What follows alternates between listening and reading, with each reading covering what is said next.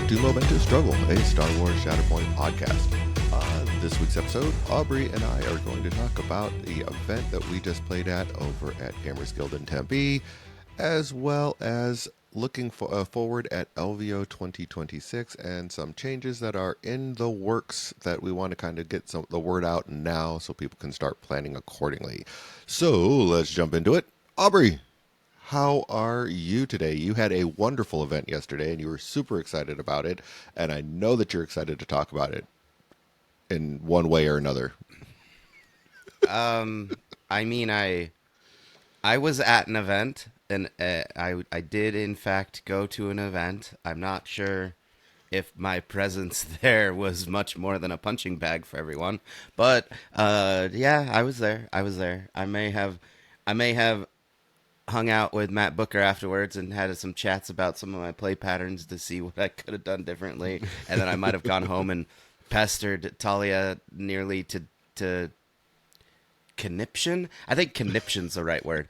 As I was like verbally processing all of these different ideas I had for lists and things and trying to figure out what I could do differently, because I got my teeth kicked in. I mean, it was only a 3-rounder. It was a fun event, but I played against Austin. I played against Holden.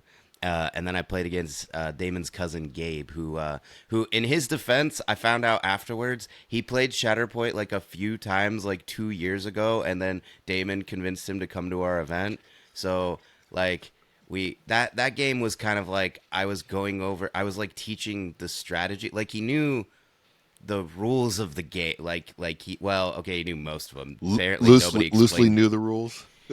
Yeah, nobody explained to him he could take his actions in any order. He thought he could, like, he had to attack last. Like, he thought he could do any of his other actions whenever, but he had to attack last. And I'm like, oh, no. But he's from Warhammer. Like, so, like, even his deployment, I was like, wait, why are we deploying like this? And he's like, what do you mean? And he's like he was like deploying like behind his primaries. And he's like, well, I'm hiding my guys from you. And I'm like, and he's like, and then he looked at me and he's like, oh, I'm doing the Warhammer deployment thing. And I'm like, yeah, you're not playing Warhammer right now. So, but anyway, yeah. And that game ended in a draw because we took so long, like, because like I was like explaining things and we were going over things. We only got through 2 struggles and I wasn't even paying attention at the end of the game. I was like explaining like, oh, well, at the end of the game you want to try and score objectives, so like it's my turn, so like the objective I can get to is with this character's over here, not realizing that if I didn't take that objective and I only got 1 shove instead of 2 on my attack, so I didn't take the objective, or I don't remember what happened, but I didn't take the objective. And then I went, oh wait, now we're at a draw. Because it's the end of Struggle 2. You now win the struggle because of the tiebreakers. We both have 1 wound because it was a very slow game. And let me just say, that's how I felt the whole event went, Todd. Like, with Austin. Well, okay. That's not true. Do we want to dive? How deep do we want to dive into this, Todd? How are you doing? Because you just kicked me off to start talking about an event. Like, back up. How are you?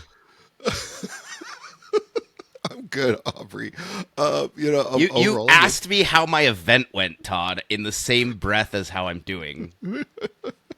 Well, it's fun to watch you spiral sometimes and just see what happens. So that's what the listeners come for, is to hear Aubrey kind of go into his spirally rants and see what happens. So. Anyway, back up. Wait, Todd, how are you? Then we can talk about the rest of the event. I'm good. Still shuffling through the wonderful shutdown that we are in the middle of, and trying to navigate what life is going to look like, and hope that changes will happen for the sakes of some of the people that I work with, because they, some people live paycheck to paycheck, and that's a real life thing for a lot of people. But other than that, it's good. Like, been doing the family thing. My daughter is getting ready for a cheer competition to kick off, which is me being cheer dad. And I was told by my daughter, because I'm that parent that's loud and obnoxious, and I spend well, I know a lot of the cheers. Holy moly, I know a lot of the cheers. And then I, Oh no, Todd. oh yeah, so I'm the Oh one standing no. up doing the cheers with them and everything along those lines.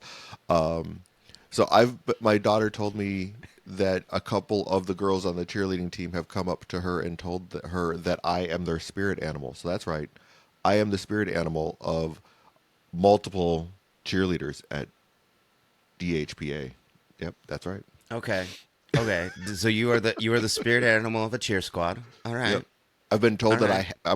it is required for me now to attend some of the cheer competitions to attend all cheer competitions going forward now too.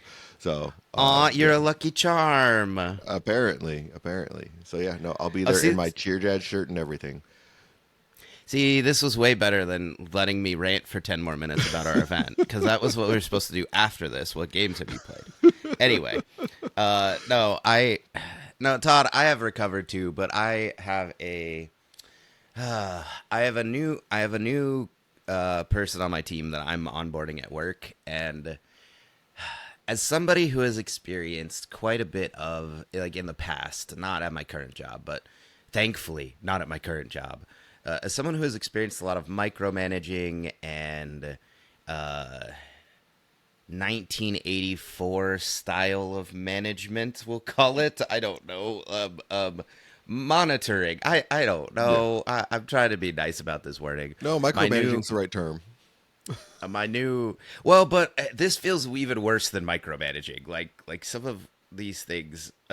Anyway, this person that just got onboarded has been Mhm. walking around on like eggshells since they started, and finally, my boss and I had to be like separately sit down and be like, hey, it's okay to like talk to your coworkers. We're not going to yell at you if you talk to them. We're not going to yell at you if you walk in the door a few minutes late. Like we're like I was asked, what do I do with this free time on my schedule? And I was like, that's for you. You do cuz like library assistants, that's the level this person is. It's right below a librarian.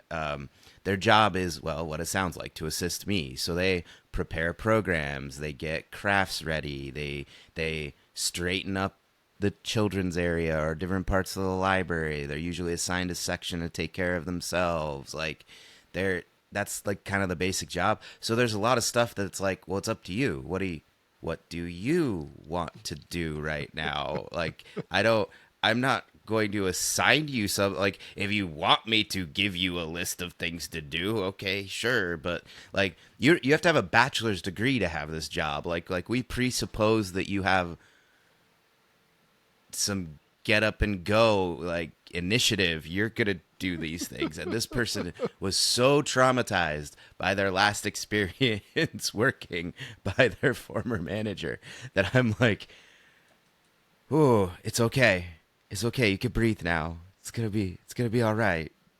So I've been dealing with a lot of that at work, and then just the public. I was helping some people find some resources in the community, and that took like 2 hours. That was tough. So I've been having kind of a not as rough as you. Like if we're pulling out a measuring stick, Todd still wins, but been dealing with some like psychological and emotional stuff at my work this Right. week. Yeah, that happens. I mean, the joys of being supervisors and a government entity job. I mean, it's a it can be interesting. But yeah, no, I mean, like Oh, I said, overall surviving. Oh, Todd, can you get on the Congress phone that I'm sure you have at the VA and tell them to get their act together though, because apparently my hiring is now frozen because we can't conduct background checks because we need I-9 what is it, I-9 authorization or I-9 And whatever there's it nobody is. The working in that office right now. Yeah, yeah. So can you tell them this is now affecting me? Like before, it was just Todd's paycheck, and we could live with that. But no, no, I can't hire people. Yeah, no, and the longer this goes on, unfortunately, it's probably going to impact others. So we'll see what happens. I mean, it's one of those where, I mean, like I said, I've lived through multiples of these, so we'll see how it all plays out. But I'm sure eventually we'll get there. But hopefully it doesn't impact too many people as we slowly trickle forward with this wonderful um, position that we're in. But yeah. So yeah, that's life for the wonderful people here on Momentous Struggle. But let's jump into the games. Let's jump into like kind of what we were doing because I mean it was a pretty cool event that like Booker put together. Normally, so like when Booker runs a one of his events, if it's an odd number, he will just drop out or add himself depending. Usually he adds himself in and then drops if there's a odd number of players. So we had 17 players that signed up. So Booker ended up dropping himself out of the event, which is crazy that we like just for a random event. But we got the player the newest store kit, which had those red dice, the red attack dice in there. It's only those kits only have 9 dice, so only the top 3 in your event get those dice. So it was like, but they do have some really cool foil cards and other stuff for like just participation. But yeah, so I think it just brought everyone out to play for those red dice. Luckily, our store bought a couple of those, so we're able to probably run multiple events that will have those as player packs for the people that weren't able to get out, because I know some people just weren't able to get out there to play. We had a couple new players, which was really cool, and it was a pretty decent spread for 16 players. There was, of course, still lots of Cassian. 6 players, including you, brought Cassian. A lot of Boss. 5 players brought Boss. Yeah. So Cassian Boss was still a thing. There's been I think, because of Chris and what Chris ran over at LVO, we see a little bit of a resurgence in Vader 1 now, because Vader 1 was played 4 times. Aiden was played 4 times. Then we also had Shark Man himself. He was played 4 times, and then Lumi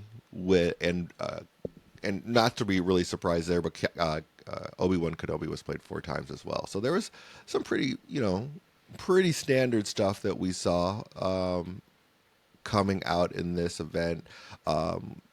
A little bit of Ewoks. I think that's kind of from Nick and what he's been playing lately, and like his rise with playing Ewoks a little bit more. So there's some fun lists out there for sure. Like a couple of different Krennics. I mean, was there anything for you that kind of jumped out that you were surprised to see?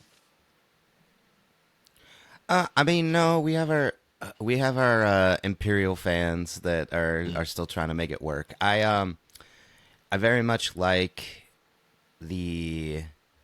Oh, where was it? Where was it? Like There was I a like that previous in the Dooku dark. list. Yeah, well, yes, Todd. There was a Grievous Dooku list. Yeah, I might have played against Dooku round 1. Thanks, Austin. Uh, no, Nadar Veb. Somebody brought Nadar Veb. That's what I Yep. was trying to find. I was trying to find him.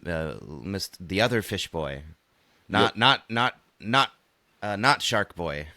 Right. So, like that was fun to see. I mean, that's maybe the only like.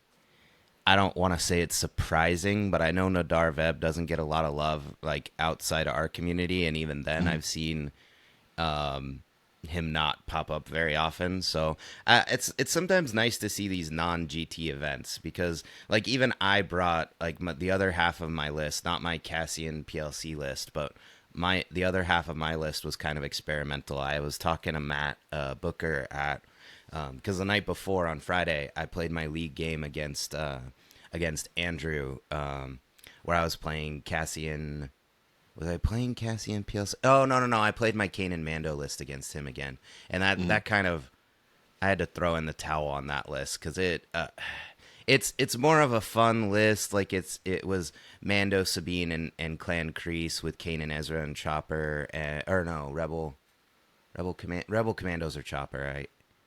I can't remember if no, it was Chopper. Anyway, but I kind of got my teeth kicked in a little bit with that list because he just kind of went after I thought you were going to say you went got your after the tits man. kicked in. That was kind of, I'm like, whoa, Aubrey, that's a little weird. But okay.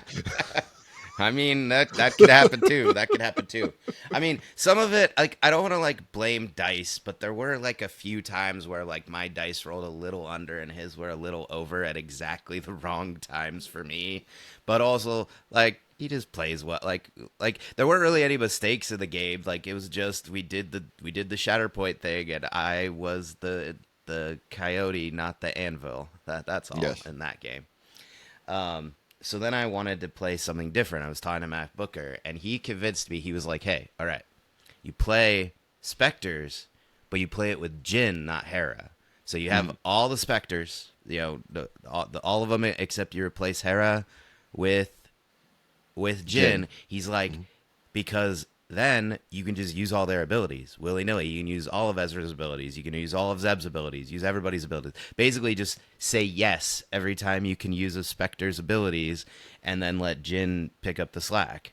Because one of my I don't want to say it's a complaint because I haven't played a lot of games with Jin. So like all of this is anecdotal, everyone. I have not played 15 games a week like our friends over at Zi-Fi or Diz. Where's Diz? Diz plays like 20 games in one day, and I'm trying to track the math, and I'm like, how does that work? Do you sleep? But my thing with Jin is like depending on the list she's in, like even with Cassian, I never ran out of force. Like if you manage your force well, I got like to the end of a shuffle and I was like, oh, I never did anything using Jin's identity, and so I kind of think the people who are like, oh, I don't like Jin, like I would look at your list construction because even though I lost, I played against Austin in the first round and I played this list, and then I went with the other Cassian list because yeah, I'll talk about that in a minute, but Jin with Spectres, oh man, I got to do everything. Like, yes, I lost, but that was kind of a little bit order deck and a little bit like I made one. Well, okay, to quote me, I messaged Chris after that round. I am never attacking Count Dooku with Kanan Jarrus ever again. Ever. I am never attacking Count Dooku. Well, no. You know what? New addendum. No, I'm never attacking Count Dooku ever again for the rest of my life. Done. Full stop. I'm never attacking him. Ever. So yeah. So one of the things I would say, I mean, looking at like the list that because you into Cassian, you played that list. The one thing that the concern that kind of jumps out, and just to like I guess give context. So the list is Kanan, Ezra, Zeb, Jin, Sabine, Chopper. The first thing that jumps out at me is you have both single model supports, single character support units, and neither one of them tiebreakers. Yes, Chopper can't be targeted, and Zeb can stand himself back up and with the extra wound, but it's like, man, it's so.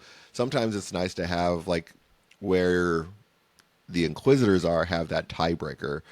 Did that impact any of your games not having that or having those single models? No, No. that was a surprising part. But again, okay, this is one game, anecdotal. I'm gonna keep saying that because everybody's like, "You're making a big sweeping statement," and I'm like, "No, I played one game with it," and I don't know if I'm gonna keep trying this because Kenny has shown me the light. I want to talk about that a little bit, a couple of those lists in a minute, but. I didn't have that trouble, but also the one game I played, it was against Austin's list, and he was playing. It was Dooku, And Obi Luminara. 2, Dooku, Obi 2, and Magna Guards, and Lumi, third sister, fifth brother. So he was also playing down a model. So I didn't notice this as a problem in our like this isn't what decided our game. Like a lot of what decided our game was like well, here I'll tell the Dooku story because I'm pretty sure it cost me like a whole turn in Struggle 1. I ran Kanan over to Dooku, and I was planning on force pushing. I was not doing a repeat of Smite Club against Chris where I was like, nah, I can attack Dooku. No, I was like, I'm planning on force pushing. But instead of like taking cover or anything, because I was engaged with him already, I was like, well, I mean, I'll do an attack in a Dooku and then I'll force push him because I was like, well, I'll get some chip damage on him and maybe land a pin or something because I wasn't thinking. It's been a minute since I played against Dooku. I wasn't really thinking about his revenge attack or the dash or any of that. I was just like, well, no matter what, I'm going to force push him after this and he'll be off the point and everything will be fine. Except what resulted from that attack was 0 successes because he used Dooku's ability to manipulate. I call it manipulate my dice, right? He used Dooku's ability to manipulate my dice. So then he dashed behind this building up against Chopper, so that then my force push angle was going to be super awkward. But spoilers, that didn't matter because his crackback attack was so good that he got 2 shoves and he was able to shove Kanan out of range of force push. So by me attacking, I did not flip that point. And like that one score, like I did the math because he won the struggle basically exactsies later on. And I was like, oh man, if I had scored that 1 point on that turn, if I had just gone up, force pushed, and then taken cover afterwards, would have been fine. Because you know what happened, Todd?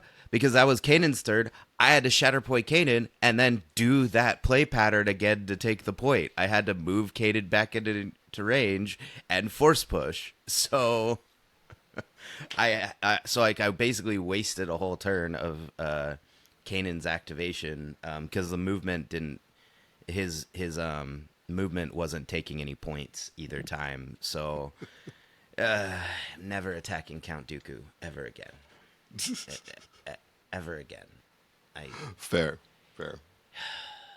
So it sounds like you yeah. had just a fun event. So you went. Unfortunately, it was a rough day for you. You went 0-2-1. You played Austin first round, then into Holden Blastromech for those who know him on Discord and everything along those lines. Played into Holden as well, because both of you lost your first round. And then Holden, I think. Let's see. So your second round. Well, my first round, I played into Mr. Mayhem, and he hadn't played in quite a while too. He's kind of a jack of all trades, tabletop war gamer. Like at LVO, I think he said he played in the Kill Team narrative. So he's more of a casual player.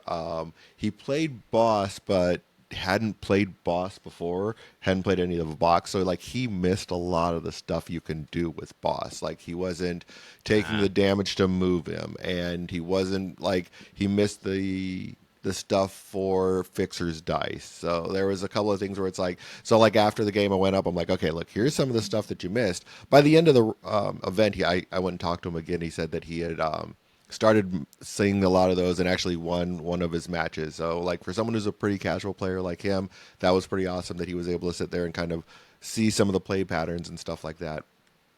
So yeah, I ended up playing against him. I won 2-0 there. I played Obi Hunter there. And like the 2-0 is going to be a common theme throughout the rest of my day. So I won 2 struggles to 0 playing on shifting priorities, which is also going to be a common theme because I played on shifting priorities all 3 games that we played. So, but it was a fun match. I mean, like a pretty casual like type of a game, just kind of hanging out, talking like. Because he's a really good dude.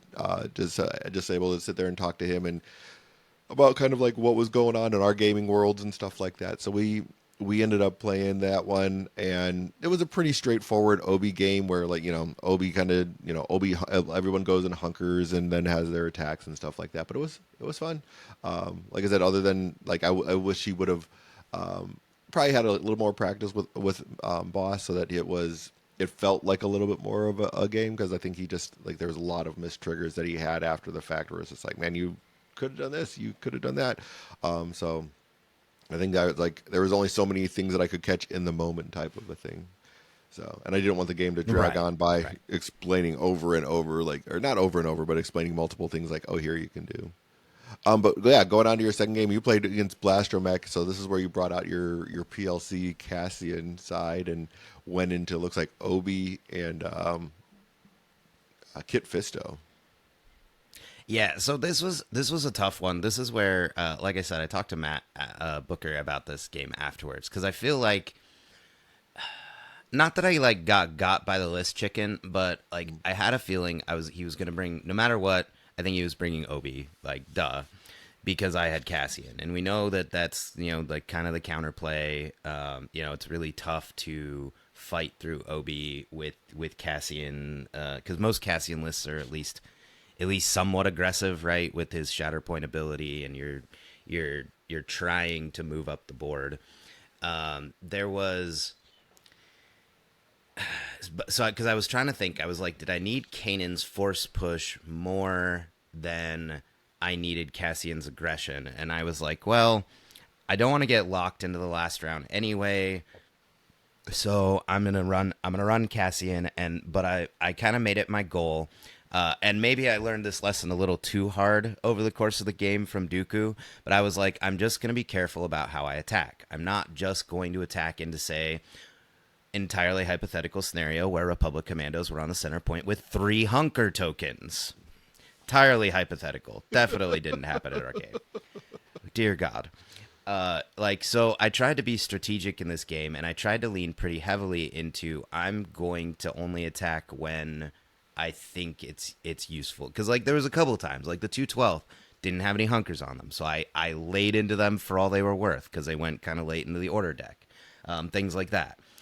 But what ended up happening because Holden, I mean, one, decent player, knows his list, but also he also was playing around my revenge triggers pretty heavily, and I kind of went over this with Matt because I have never done so many turns of move, take cover, pass, move, take cover, pass. Like, we had like a 90-minute struggle one, and it was because nobody was like we were messing with objectives, but like at one point there was like 5 bottles on the center objective because we're both trying to just break the stalemate over there. And what Matt told me afterwards, he's like, nah, he's like, especially with the list you're playing, he's like, you've got to just try and chip away at them. You've got to try and out attrition them. He's like, because the problem is that slowing down the game like that favors the OB player. Like, yes, you can keep dancing around it and be strategic. And, like, to my credit, I feel like I did a really good job of this. About the only mistake I made was, and Matt pointed it out to me during the game, is that I didn't notice there was a moment where because the objective was elevated in his backline, I had a chance where I could dash up my rebel commandos and then take a climb action. And I didn't think I made it, but Matt, well, you know Matt, he can eyeball stuff from half a room away. And he's like, no. If you commando doctrines forward and then climbed, you would have got to the edge of the gantry. You would have been up there. You would have taken the point. He's like, and I was like, well, I was worried about. I didn't even think about that line because 212th and Kit Fisto hadn't gone yet. They were both just in deployment still, but not elevated. And he's like, sure, but look what he flipped over, because he flipped over Republic commandos that are on the other side of the board. He's like, you probably will keep that objective for like 2 or more turns. He's like, and what do you care if they kill if he kills your rebel commandos? That's what you want. And I was like, oh yeah, all right. So that was like a mistake I made in that game that could have gotten us out of that quagmire of struggle one, but I didn't. So then we got stuck in the I'm not gonna lie, I love you all, dear listeners. I am sick of Sabotage Showdown. I don't understand why you all want to play on it in a competitive level, because I don't ever get they're like, well, if one of you breaks parity early on, the first struggle's over in like 30 minutes and it's really good, blah blah blah blah blah. And I'm like, no, you know what I get every single time I play on Sabotage Showdown? 3 3 3 3. Well, no, it's 2 3 3 3 3 3 3 3 3 3 3 3 3 3 4 4 3 3 3 3 3 3 3 3 3, and no one gains momentum, and you're staring at each other for 90 minutes, and it's awful. Why is this fun for you, dear listeners? I don't understand I it. don't think that happens with as many people as it does with you, unfortunately. I mean, because like, I think that's part of it. Is like maybe it's just that. I mean, and yeah, I mean that's kind of like you were playing like, so your list was Cassian, K2SO, Rebel Commandos with Leia, Bodhi Rook, and Baze and Chirrut. And yeah, maybe it was. Were you attacking pretty heavily, like doing the Baze and Chirrut flip to focus and then attack and stuff like that? Were you getting a lot of the plays with Baze and Chirrut? because they can be No, that pretty so like offensive. that was also part of it. So like I had to Shatterpoint Rebel Commando. So part of it was that middle objective was really causing us issues because I had to Shatterpoint my Rebel Commandos, and I had to do this weird play, for example, where I couldn't attack with them because if I did, he was just gonna pop the hunker and go back on. So what I had to Mhm. do is I had to move the Rebel Commandos from one objective that he had just taken. I think he had 212th and Rex on there. I might be misremembering that part, but he had just taken an objective from the Rebel Commandos. So I had to leave that objective, go move my rebel commando that was on the center objective to another objective on the midline, the my right, Mhm. replace that rebel commando with my other rebel commando. So I took the objective on my far right by doing this, but I had to use like my take cover and my move and my dash to like get them in position. So like this was just some of like how these games went. Like I by doing this I did take an objective, but Mhm. I couldn't take two objectives with them. And so it was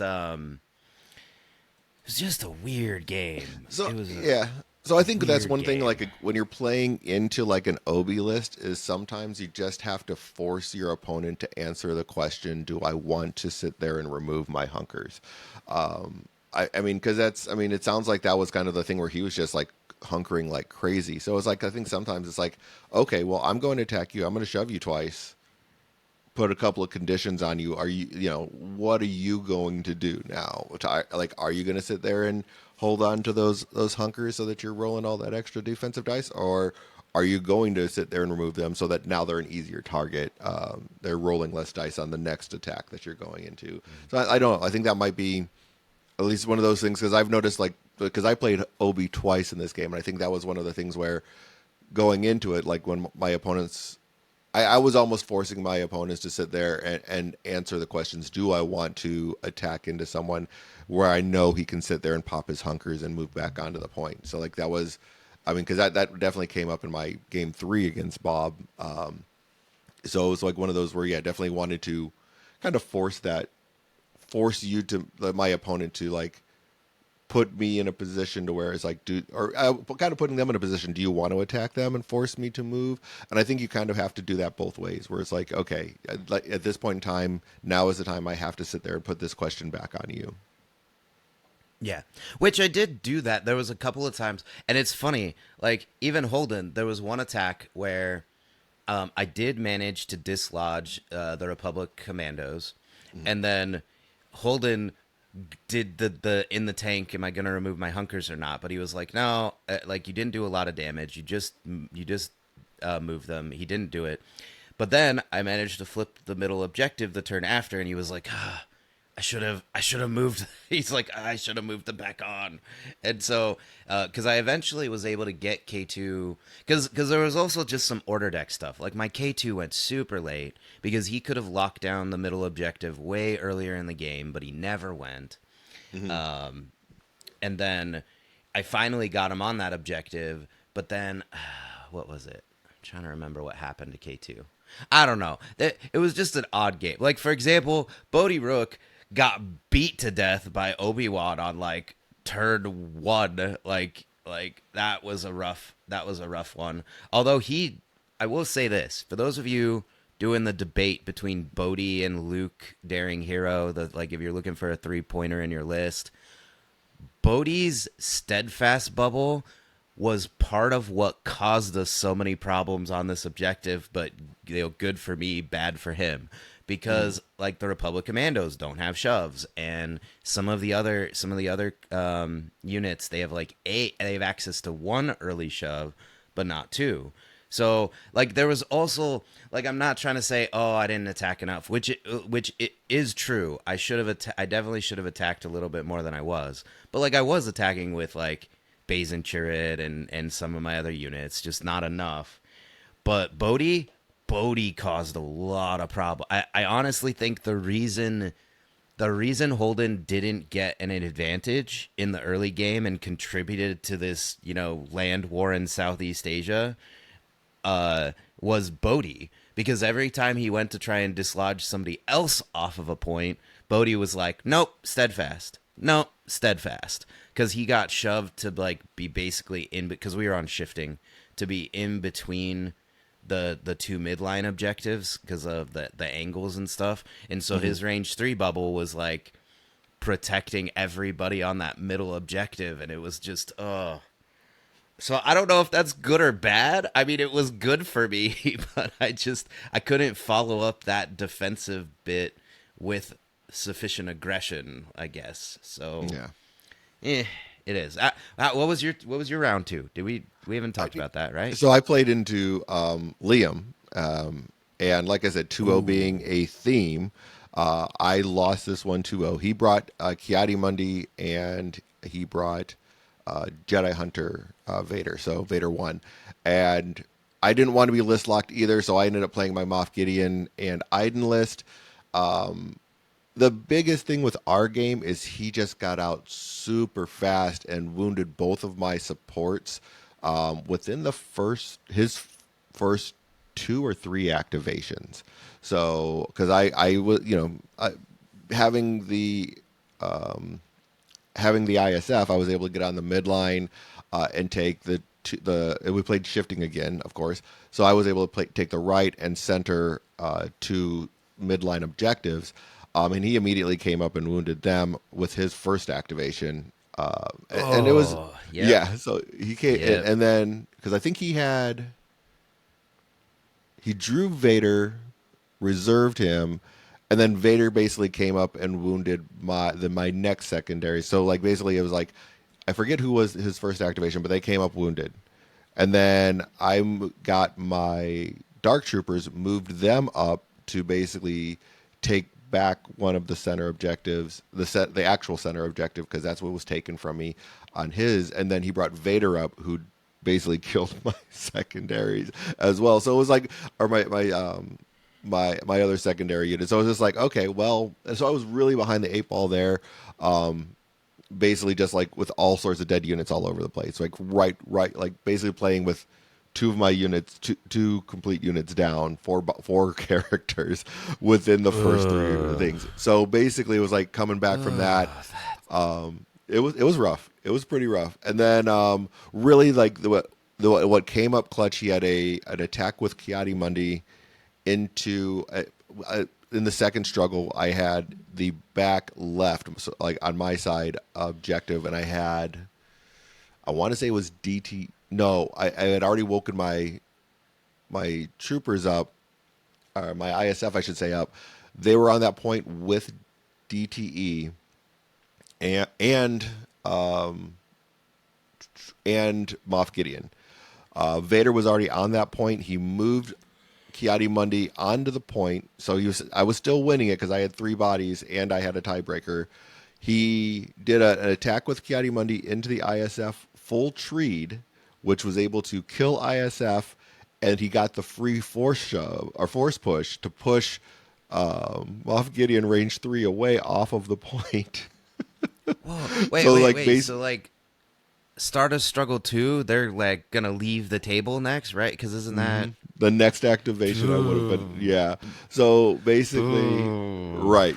It was a rough one. So basically, but he wounded them, pushed Gideon off of the point. So now he has 2 bodies on that point. And basically, like I needed to win that point back the next activation because it became the priority point. And with only having Oh. 1 body and Moff Gideon being too far away, and I had already used Moff Gideon during that order deck, so it's just like there was really no way to take that point back. So yeah, I mean, it was super aggressive. I mean, with his primaries really came up super aggressive on that one. He because he basically played, it was Vader, Obi-2, Padawans, and Obi-2 Oh. was okay. I mean, he had a pretty clutch. He was pretty tanky. He had a pretty clutch disarm with his Jedi mind trick. And then he played Kiadi with Ahsoka and Republic Commandos. Ahsoka was, doing what she does, jumping everywhere, moving people around. Commandos, they there was an attack into them where they stayed alive on one that really was kind of brutal because I think they were already damaged. I needed the ISF to kill them and Ahsoka. I got Ahsoka because she only had two left. The Commandos had four left, and I only did four. So that was basically, I think, one of the other big turning points was like the ISF not getting the attack that they needed, not getting the wound that when they needed it. So I had a couple of like just come up a little bit short, and like that fast start by him with, like he said, Kiadi was huge. The Padawans didn't do hardly anything. They just sat on in the back, like holding down points, like just like putting multiple bodies on a point where it was like, well, I just can't go and take that point back unless like I get an ideal attack into them.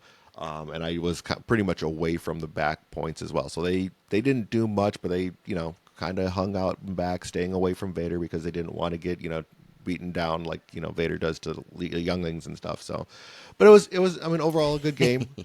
Overall a good game. It kind of like,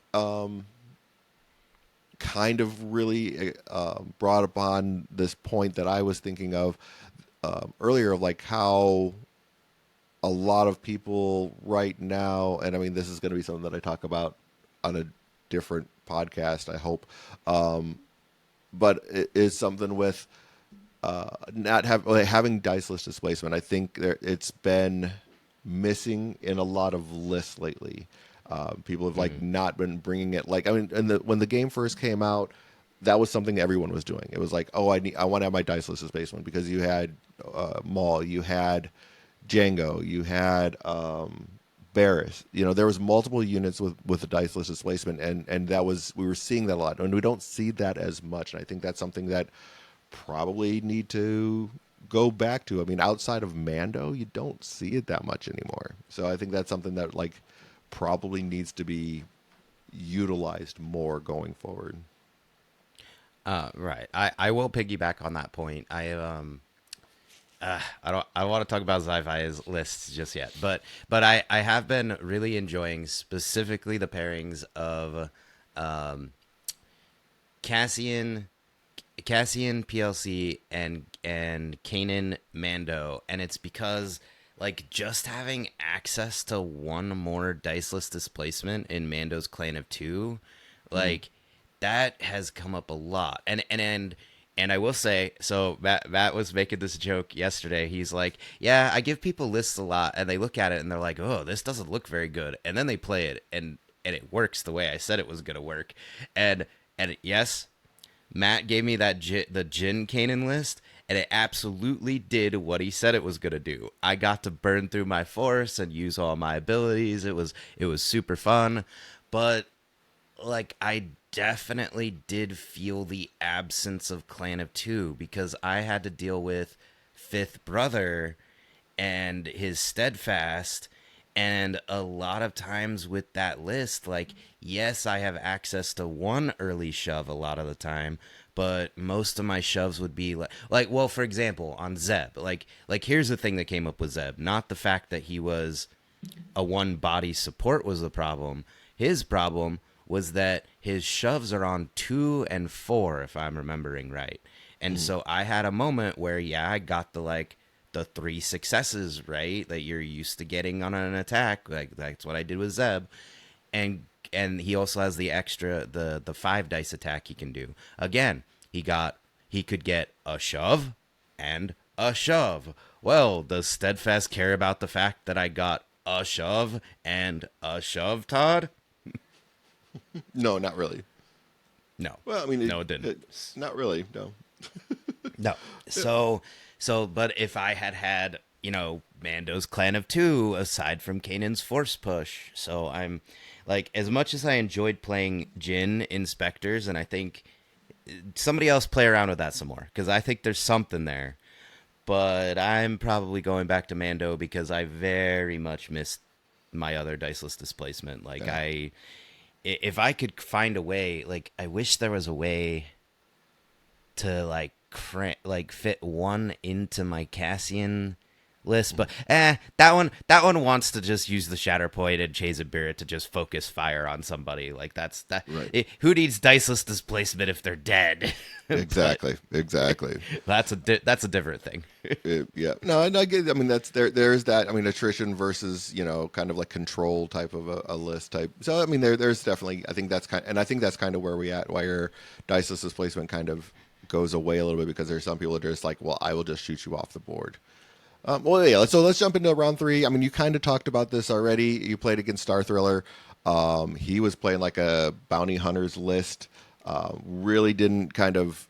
I walked past a couple times because my game ended pretty quick, and it looked like he was not sure how all of it worked. I mean, he like I remember you walked over. You're like, no, you get to refresh 2 force because you killed with a bounty hunter, and he just kind of looked at you like he like was kind of confused. So it was a little bit of a learning game with him and everything like that. And that ended in a true tie, like you had said earlier, because of just kind of how that all went. Yeah, yeah. I mean, so the other problem is like I feel bad because I've only played with Cad Bane like a couple of times, and he's not really. I don't enjoy the play style of like him and Riff, where you kind of like no, it's good. Like I'm not saying that it's a bad play style. I just don't like because like after every combat, you have to remember. Okay, is he in range 4? Is he like this Yeah. or like Riff? Like you performed a combat action. I need to go jump. I'm not like that in coordinated fire. Like anything where I have to remember that I did something with this unit on this turn, and this blue guy over here is gonna do something now. It's weird that they're both blue. Anyway, uh, like now he's gonna go do something. Yeah. So I felt bad. I kept trying to say, okay, you got to remember. You gotta remember to check. Are you within range 4? And Yeah. so like I don't play a lot of like full bounty hunters. So I was trying to help. Like I remembered his Mando. I was like, okay, I wounded somebody. You get your Mando. You get your Mando trigger. Like now you got to go do stuff. And so like I was teaching him a lot of. It wasn't like he knew the basic movement, and like I said, he was a Warhammer player. Like he knew tabletop wargaming. I just needed to teach the strategic decision. Like for example, in an early turn, he was gonna run up the bounty hunters and then attack whoever I had on the center objective, whatever it was. And I was like, no, no. So I was like, okay, because it was one of my tankier units. Whatever. I was like, you could attack, yes, absolutely, but if you just take cover, both your bounty hunters are on that objective, and you just take it from me. Because I also like I think I had backstopped like some crates or something, so like even his shove angles were gonna be weird from where he was, and I was like, no, no. I was like, all you gotta do is take cover, and then you got 2 bodies on the point to my 1, and he was like, I don't need to attack, and I was like, no, no, you never to. I spent 90 minutes last round just dancing around holding, moving and Right. taking cover like 50 times. I'm like, no, no, no. Just take the objective from me. And he's like, oh, okay. So it was strategic stuff that we were going over the whole time. But it, of course, explaining it all and reminding myself how all the different bounty, like IG-11, I was like, what's multi-thread targeting and his extra dice? I'm like, so like I was basically relearning bounty hunters while also trying to give him strategic advice. Because like even his deployment, from like deployment on, he was like deploying like really far, like from the center, and I was like, whoa, no, no, no, no, no. I'm like, wait, wait, why are we doing this? What's our goal? We're on shifting. You need to be in the middle. Just stuff like that. But I Yeah. found out later, like he hadn't played for like 2 years or something. Like it had Yeah. been a long time since he had played. Like, you kidding me? I don't remember the rules, and I'm playing every week.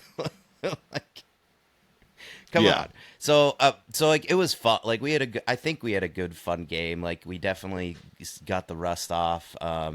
It was even just me explaining the objectives at the end, and I was like, I should have just wounded somebody. Right. There Right. was somebody with like 5 damage, like 5 out of 8 or 5 out of 9, and I had Leia. I could have just run her across the board, dealt 4 damage, gun fired him down, and I would have won. But I was talking about So yeah. objectives and like, okay, it's yeah. So So Aubrey that's scrolling. mine. What about Well, yeah, what and I, about I want to go yours? kind of quick here because we're already like almost an hour in, and I want to sit there and make sure we do touch on the Yeah, we still need to LVO. talk about the other thing. LVO, yep, yep. So, but yeah, no, I played against Bob RT Fixed. He brought Vader a Vader boss list, which was really cool because like you can either do like Vader dice, and or you can do I mean there's fixer dice in there as well. So there's all sorts of ways to sit there and just add tons and tons of dice to your attacks, and everything along those lines. So and I again played Obi and Hunter, and a lot of it here was the I think with, like we were talking about earlier, having the question of, do I attack, and if I don't wound you, you can just remove a hunker and dash on, heal yourself, dash on, which really kind of like killed, like which was like at the end of the day something that really kind of stopped him from being able to sit there and win the game because he wasn't able to flip points, everything like that. Again, playing on shifting, I went 2-0. So there was a lot of that going on. I mean, there was a lot of a lot of the displacement I was able to do with just like a lot of the shoves, getting with a lot of the units, because my list was Obi, Rex to 12th, and clone. It was Hunter Crosshair, and the who did I have with them? I cannot remember off the top of my head. Rebel Commandos. So basically, but yeah, so there was just a lot of fun movement going on with that, and able to move a lot of people around, with just the defensive maneuvers, keeping the hunkers, really doing a lot with Rex. But it was a bloody game. It was 6 wounds to 5 wounds. Hunter had 2 wounds on him Wow. by the time the game ended. So like Hunter was really just running. Whoa. Yeah, Hunter was running up, just getting smacked around. It was a very brutal game. I think I put 1 wound on Vader 2 by the time it was all said and done. So yeah, I mean, or Vader 1, I should say. So I mean, there was just a lot of wounds going on throughout the entire game. But it was fun. It was a fun game, very bloody. Ended up winning 2-0, which was funny because I just played Bob last weekend, for our league game, and he 2-0'd me. So it was like he was just like, "You got your revenge on me." Like, yeah, guess that worked. It came around on you.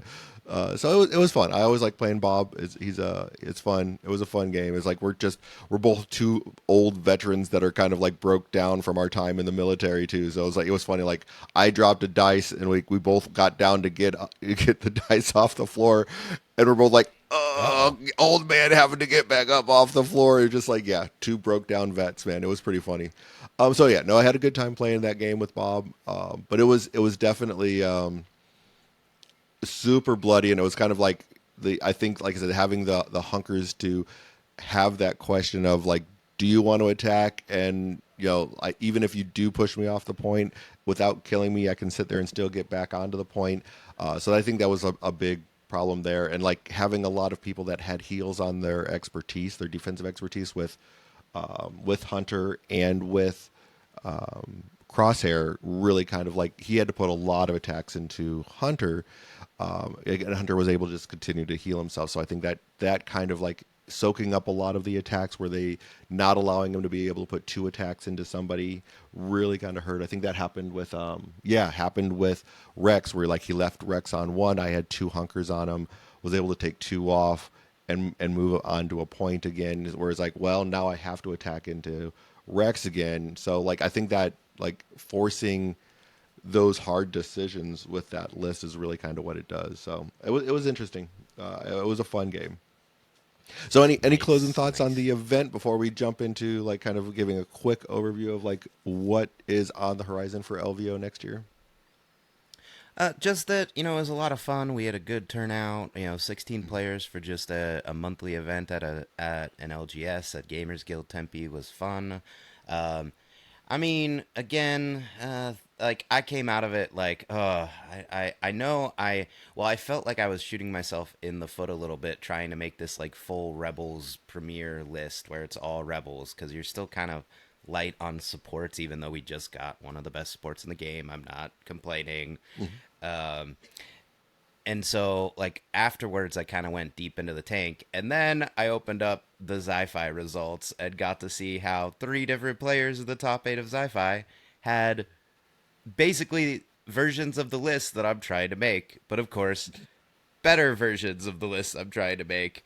So now I'm gonna try and I'm probably gonna take a page out of what is it? It was Kenny and Sam and JD. They all had very interesting variations of full rebel lists. But I know we're gonna talk about the invitational, and I'm sure they're gonna break down their lists. So Oh yeah, I'm sure they're go going to do check out quite a bit. yeah, go check out those lists if you're like me and you're trying to play full rebels, and go listen to Zion's finest over there, because I'm sure they're gonna do a breakdown. And if you're not, guys, I need to know about these lists. Okay, come on, Kenny. I need forget the whole event. I'm sure you're gonna talk about how great y'all did. No, I want to know about these full rebel premiere lists that you got going on, because as far as I'm concerned, Mando's an honorary rebel. He's close enough, close enough. Fair enough. Yeah, no, I mean, it looked like they had a great turnout over there. I mean, it's like that day two had to be crazy because I think they ran 2 rounds of Swiss and the top eight, so 5 rounds on Saturday. I'm like, that's a lot. So especially for like that. So like, nope. I mean, good on them. They sounds like they had a great turnout. They had, I think, 44 players that showed up, so the same as like we had at LVO. So yeah, great event over there. All right, so jumping into the LVOIS, that is the Las Vegas Open Invitational Series. So big picture, what that is every year for Marvel Crisis Protocol for the last probably 4 years or so, not including COVID, and they just added, I think last year or the year before, they added Legion, and what that is like a year-long series where you have qualifier events and points events that lead up to getting you an invite to an invitational only tournament at LVO. So there's a couple ways that like you get the invite. There's basically there's 3 different ways basically. So your store can host a invitational event, a qualifier event I should say, that's an automatic qualifier, and whoever wins that is automatically gets an invite to LVO, an invitational series. If you finish in the top 8, depending on how many players there are, you score a certain amount of points, and that will be all be outlined on the LVOIS.com website. Once that gets updated with that, I think I was talking with Tyson. He's hoping to get that done today, which is Sunday, but he's been pretty busy. So I'm hoping by the time this launches, I'm hoping he's going to have the time to get that updated to have Marvel Crisis Protocol, or I'm sorry, Shatterpoint included on there. Sorry, I was looking at the website and I saw Crisis Protocol. So that's number one. Then number two is, let's say we only are going to have, it's going to be a 32 player event, so we're only going to have probably I'd say 25 to 28 actual invitational type of events where our automatic qualifier events. And some people will make it, some people won't. Then we're also going to do points. So events might just be a point only event where you get points for top 8, and then so those will be the 2 things. So then what'll happen is that when we get to maybe about a month out, we'll start reaching out to the different players and just saying, hey, you qualified for the LVO Invitational. Are you going to attend? Are you not? And then if they can attend, we'll basically put them. If not, then we'll start going down the list of if the people that aren't invitational or automatically qualified, we'll start going down the points list and invite players based off of the points. And then once we get to LVO itself, the grand tournament that will take place will double as a last chance qualifier for the invitational. So no matter what, we're going to have a 32 player single elimination tournament. You can continue to play, but you can't win it after you lose your first match, type of a thing. So that's basically how that will work out big picture wise.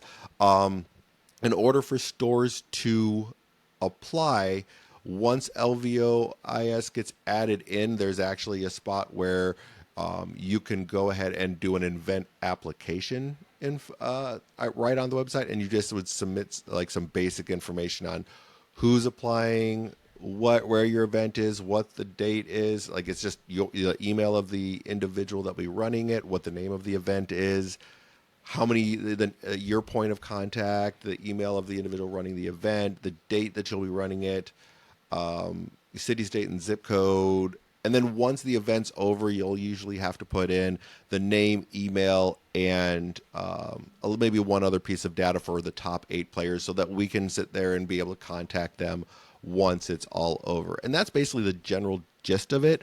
Once all the information goes up, I'm sure we'll start getting more questions, and we'll probably have like a follow-up podcast talking about what, like, answering some of those more common questions that I'm sure I'm going to start getting once this goes live and people start hearing about it and word of mouth goes around.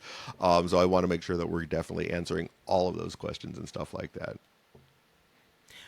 Right. I was going to say, Todd, do you want me to start asking you questions that I've thought of right now, or do you want to wait and let them ask you the questions I think later? we're gonna 'Cause like already wait. an hour in. Yeah, I think we'll probably like. I mean, you can if there's some like stuff that's jumping out at you that you think would be beneficial to like put out. Definitely, I know. Like I said, I know that there's going to be a lot of questions coming down the pipe because this is something new, something different. It works really well for Crisis Protocol. Works really well for Legion. Both of those communities have really embraced it, and I think it fits well again into what we do here, just because it gives a little more on top of the GTs. It can you can have non GT events. I mean, you can double your GTs as LVO qualifiers, or you can just have an event that's going to be an LVO qualifier that's a standalone event. If you're in one of those states that doesn't have an LV or a GT. I mean, because GTs are they're not every location is going to get one, but you could have an LVO points event. You could have an LVO qualifier, and that gives you a big event that might be something worthwhile. Especially like more like I know some people do travel from the East Coast over to LVO, but I mean like there's like I think I was talking with someone in Colorado, and Colorado hasn't been able to get a LVO or a GT. I mean, but you could probably get an LVO qualifier or something along those lines, or like in an area of California where there are California players like San Diego, you might be able to get something like down there or something. So, I mean, I think that's a good way to kind of like help have a somewhat important event at in your location in your state or something along those lines. Never mind, Todd. I was going to ask, why should stores be interested in running a qualifier? And you just answered it for me. So never Yeah. mind. Fine. Fine. Whatever. Great minds think alike, Aubrey. That's what it is. Yes, that's all I was actually going to ask you right now was why should people care about this? Well, I because mean, this gives you another way to run events that have maybe a little bit higher stakes. Like we were having fun yesterday. Like I brought Zeb Aurelius to a tournament because it wasn't a GT. Like because this was a fun monthly event at my store. But if you are disappointed by the fact that you haven't been able to run a GT, or you got to run a GT and your players are like, when's the next GT? And you're like, we did our GT. There's always so many of these guys. What do you mean, when's the right, next GT? This right. this gives you another lever to pull to Yeah. hopefully get some interest and also get some practice, because this will be the final event will be highly competitive. Without a doubt, without a doubt. Yeah, I mean that's going to be when you have like basically who players from like stores throughout the area. I mean, and we can like this isn't going to be restricted just to like the U.S. I know most of the people that go to LVO are either going to be U.S., but there are Canadian players that might be coming down as well. Like not this year, but last, or not this LVO 2025, but the first LVO 2025. We did have some players come down from Canada. So I mean, if you want to run something up in one of the Canadian areas, like Toronto or the Ontario area, they have a very big community up there with Sean and all the guys from Coordinated Fire. So definitely, they can definitely look at like having one of those if they're going to have somebody, like there might be somebody that comes down from their area. I mean, coming from Vancouver is not that big of a stretch. So I mean, definitely like if someone in the Vancouver community wants to do something as well, it is definitely open for those areas. So definitely want to make sure that this is inclusive for a lot of different communities. I don't think it's that big in Mexico, to be honest. I mean, but if like there was something happening out there, I mean, we'd be more than happy to sit there and have them on as well. But yeah, I mean, the rules, there's a 13-page like rule document that will be going up. We will basically allow for a couple of different formats, your normal Premiere, your normal 3-Mere as well, and then You can do a team format. I kind of recommend not doing that as a qualifier, simply because only one player can come out of an individual qualifier, meaning you'd have two players on your winning team that don't actually get to go, that don't get the invite. So, like, I would highly recommend going a different route for that, but it is an option. And I mean, if another format comes up, like another community made format comes up that sort of really takes hold the way that like 3 Mirror does. I mean, we can look at adding that into this document as well, because there's a lot of different documents. So like, but there that will be going up. I mean, ultimately, a lot of the rules still kind of will mirror that of the rules that are set forth by AMG, and everything along those lines. But as far as like how you qualify, yeah, I'm sure there's going to be some questions coming up on that, and I'm hoping maybe at like after this goes live and we start getting some of those questions rolling, and maybe have Tyson on, since this is kind of like his brainchild, with everything that's been done with MCP and with Legion, to kind of like maybe clear up some more stuff. That way it's coming straight from the person that like kind of created the whole system too. Right. Right. Exactly. And again, this is I like it's always dancing the line between we want to support competitive organized play, we also want to have fun, so don't stress out about it's a 13-page players packet. A lot of it is just repeating the same information that's in the standard showdown, that's in the premier showdown, and it's providing you with options, because players will start to competitive. I remember you telling me a little bit about the MCP side, and like, weren't some players like tracking the points because like you might be on the bubble between, are you going to make it into the Yeah, qualifier and are you not, and like you're going to be you may are we going to see some friendly rivalries? Are all the different communities going to send a champion up to LVO? We're going to get the possibly. coordinated fire champ and the I mean, that rarely reserved champ, etc., right. etc. I mean, I would hope to see that. I mean, I think that's kind of like what this is like ultimately for. But yeah, and the points list. I mean, kind of now that you mentioned that, they do keep an updated points list right on the LVOIS website as well. So like as results get submitted, I think Tyson actually has it set up now that as points get submitted, it automatically updates the points right on the website. So it's like updates almost in real time. So like you can sit there and see, okay, they submitted the results. Now the points updated. Here's like where the next person is, type of a thing. So, no, I mean, it's definitely something I know in Arizona. I mean, I run, gosh, probably like 2 to 3 events a year that are LVO. Usually like one is a qualifier and then two are like points events or something like that. But it's like, because we have a lot of people that go up to LVO anyway. So it was like, well, if we're going to have this many people traveling, we might as well have like one or two of these qualifier events. And I think that's kind of the same thing. If you have a community where a couple people go to LVO and are excited about it, okay, we're coming, like, reach out to us.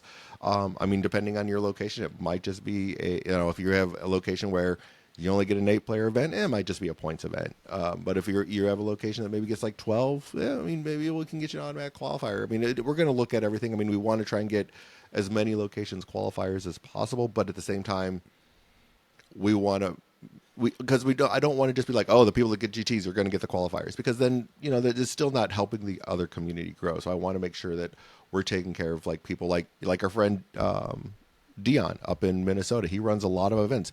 Maybe one of his events will be a qualifier, so that he actually can sit there and have something a little bit bigger than what he's been having, or something that has a little more stakes to it. So that's kind of what the this is, to help the community grow in a different way. Yeah, and of course we'll put all this information in our Discord once it's actually live and up on the website. So Absolutely. you'll be able to see it all in one place and look at the detailed information and have a link to the website. So in case you're like, okay, you guys just talked to me about a whole bunch of stuff, I'm not going to remember Right. any of this. If you're like me, like Yeah. it'll be on there. And I'll put a link to the LVOIS system, LVOIS website in the show notes as well. I mean, and you can kind of look through there, and a lot of like, even if you go through like the Marvel Crisis Protocol documents, a lot of the information that's there is going to translate over to us. So like the LVOIA, there's a one that says invitational event rules. A lot of the information there, like the points breakdown, is going to be the same.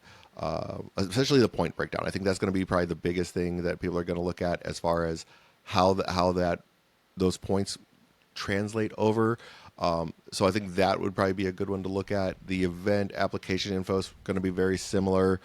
So like the only thing that really is going to be different is probably going to be like the overall rule set that we have. I mean, and that's still going to be pretty close to what they already have in on their website as well. So definitely, we'll have it all available for everyone shortly. Like I said, I'll probably bug Tyson again today at some point. Be like, hey, you want to put that up there, everybody? So we'll see what happens. But yeah, I'm excited to see kind of where this goes and how I'm hoping the community embraces it somewhat.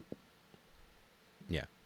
Oh, that reminds me. For those of you who are at LVO, since we're talking about LVO, I am going to put up a player survey at some point. Well, I'm going to look at it today. But if you're at LVO, please drop into our Discord. We just like to get feedback. What did we do well? What can we improve on? I know last week we talked about how many things behind the scenes were on fire, but I would like outside feedback, not from those of us who are running around with our pants literally on fire. And Yep. so I've got that. I'll get that ready for you too. Nice. All right. Well, I think that's about sums everything up. Any last closing thoughts on anything that we were talking about today, Aubrey? Don't attack Count Dooku ever. The end. Fair enough. Fair enough. Well, and the most Aubrey thing you can do, since we're going to close out on that note, is go to a tournament and then do a teaching game in your final round. Yeah. Thanks, everybody, for watching. Have a good one. May the force be with you.